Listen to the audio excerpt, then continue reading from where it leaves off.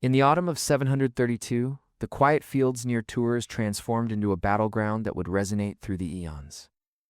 At the forefront of this historic clash stood Abdul Rahman al-Ghafiqi, the governor of Cordoba, commanding the formidable forces of the Umayyad Caliphate, an army battle-hardened by extensive campaigns, ranging from Damascus to the Iberian Peninsula. Opposing him was Charles Martel, known as the Hammer, the commander of the Franks, who had forged his men into a resilient force, driven by faith and the desire to protect their homeland. In this single field, on this day, one decisive moment unfolded, a moment that would determine whether Tours was the bastion of European salvation, preserving Christendom from destruction, or merely a minor skirmish that grew into mythic lore. What masterful strategy transformed the Frankish infantry into an indomitable bulwark that stopped the fierce onslaught of cavalry?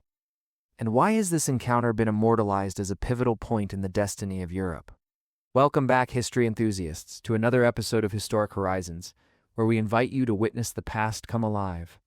Today we will explore the battlefield of Tours, a confrontation that irrevocably altered the trajectory of Europe.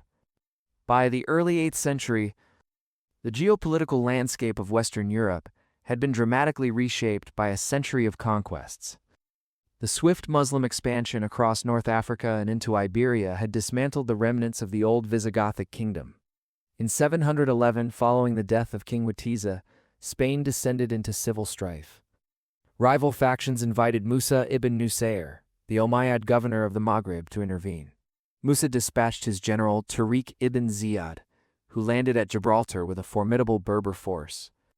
That very summer, the Battle of Guadalete saw Tariq decisively crush King Roderic's army.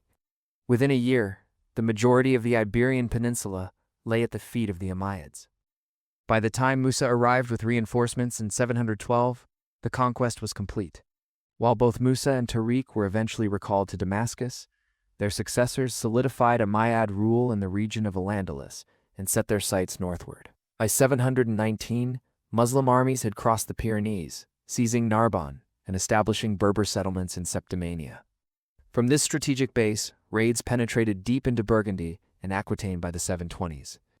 What began as mere frontier skirmishes evolved into a significant contest between the Umayyad Caliphate and the fragmented Christian kingdoms of Gaul. The Umayyad Caliphate extended from the Indus to the Atlantic, characterized by centralized authority, wealth, and military prowess. In stark contrast, Western Christendom was notably disjointed, a patchwork of local lords and waning dynasties.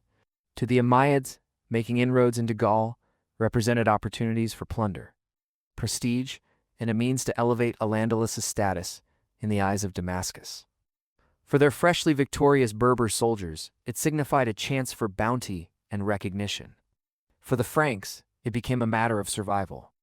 Within Gaul, the Merovingian kings may still have worn crowns, but true power lay with the mayors of the palace, among whom rose Charles Martel, statesman and warrior, whose authority was built on strength and patronage.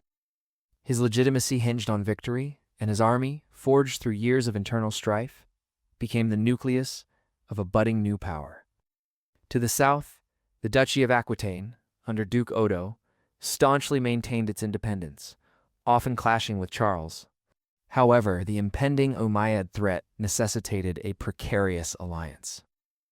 In 721, Duke Odo unexpectedly thwarted the Umayyads at the Battle of Toulouse, stalling their first significant advance. Yet this reprieve was short-lived. The Umayyad forces regrouped, solidifying their grip on Septimania and resuming their raids. By 725, their cavalry had ravaged as far as Burgundy, leaving destruction in their wake. In search of stability, Odo formed an alliance with a Berber governor named Uthman ibn Nasa, or Munusa, to Frankish chroniclers, marrying his daughter to solidify the pact. But when Munusa later rebelled and was crushed, Abdul Rahman sought retribution. In the spring of 732, Abdul Rahman's army surged into Aquitaine, capturing Bordeaux and decimating Odo's forces near the Garonne River. The devastation was so great that it was said, "God alone knew the number of the slain." With his realm in chaos, Odo fled northward to implore Charles Martel for assistance. In exchange for help, Aquitaine submitted to Frankish authority, and Charles responded. Mobilizing levies from across Austrasia and Neustria, Charles set his sights southward, strategically avoiding main roads to disguise his approach. Meanwhile, Abdul Rahman, burdened with spoils from Bordeaux, made his way towards the wealthy sanctuary of Saint Martin at Tours. The two armies soon converged between Tours and Poitiers, one seeking glory and riches, the other fighting to protect their homeland. The Umayyad force, estimated at 20,000 to 30,000 troops, was predominantly cavalry, composed of swift, seasoned horsemen of Berber descent under Arab commanders. Their curved sabers and lances had obliterated numerous adversaries. In contrast, Charles's army stood at a similar strength, largely comprising infantry levies, bolstered by a few mounted nobles. Their weaponry might have been modest axes, swords, long spears, and sturdy shields, yet their discipline was extraordinary. Charles had meticulously trained his men to withstand the shock of cavalry attacks. Shield by shield, spear by spear, they formed an unyielding wall, a human fortress. Behind this solid line were men fighting not for conquest but for their homes, their faith, and their families. Abdul Rahman's bold leadership was challenged by stretched resources. His forces, deep in enemy territory with heavy burdens of loot, grew restless. When the two armies finally clashed on rugged wooded terrain north of the Vienne River, Charles strategically chose his ground. The undulating landscape, speckled with ridges and thickets, diminished the advantage of the Muslim cavalry. For days, the two armies regarded each other, probing for weaknesses and testing defenses. Charles held his ground resolutely, forcing Abdul Rahman to choose between an uphill assault or retreat. While the biting autumn winds gnawed at the men acclimated to the warmth of Iberia, the Frankish forces endured, grimly silent and unwavering. Finally, Abdul Rahman chose to strike. His cavalry charged in waves, the thunder of hooves reverberating through the air, yet each assault crashed against the Frankish wall and faltered. Spears pierced horses, and axes felled riders who were swept into the fray. The shield wall bent, but did not yield. Under Charles's leadership, his men cycled through ranks with unwavering discipline, refusing to break. Then, chaos erupted in the Umayyad rear.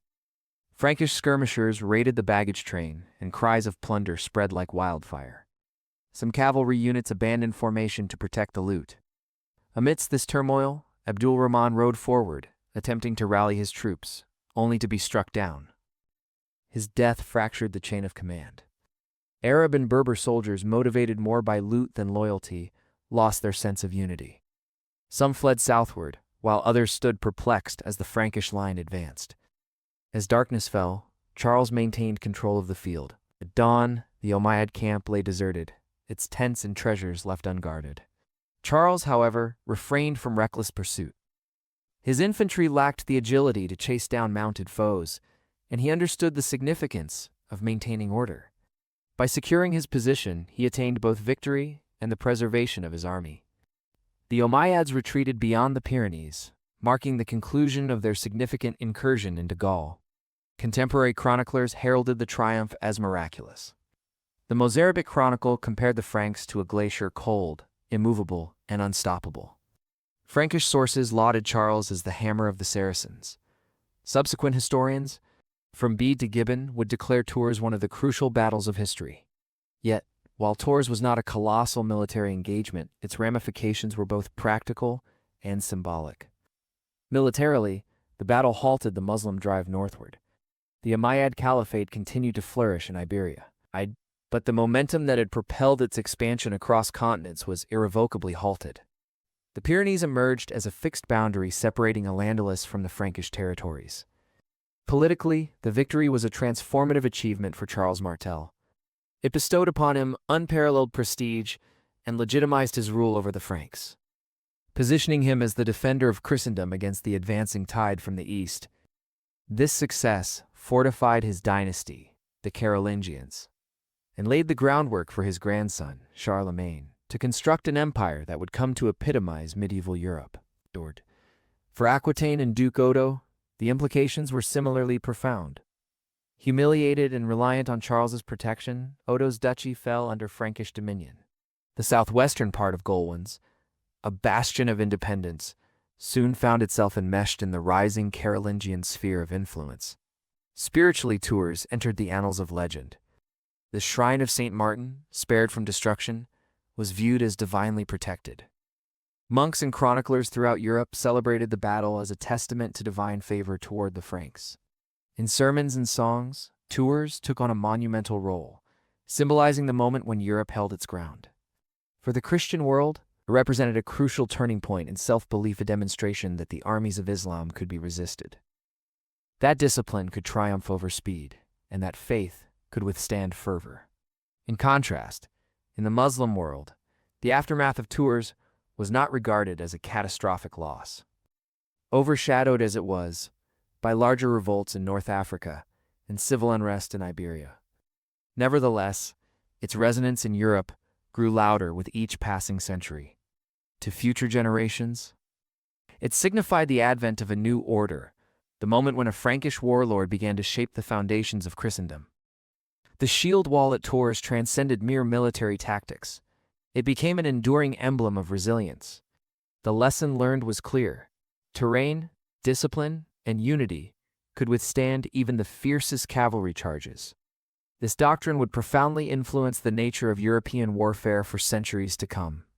And so, on that fateful October field, amidst dense forests and rugged ridges, the fate of Europe hung precariously in the balance. As the sun rose over the aftermath marked by the bodies of men and horses, Charles Martel emerged not only as the victor, but as a figure etched in history, a legend forged in the crucible of battle, representing the moment when the tide shifted and the destiny of a continent was irrevocably altered. Don't forget to subscribe to our channel and click the bell icon to support our work and ensure you never miss an upload. If you enjoyed this video, please like it, share your thoughts in the comments, and spread the word to help grow our historical community.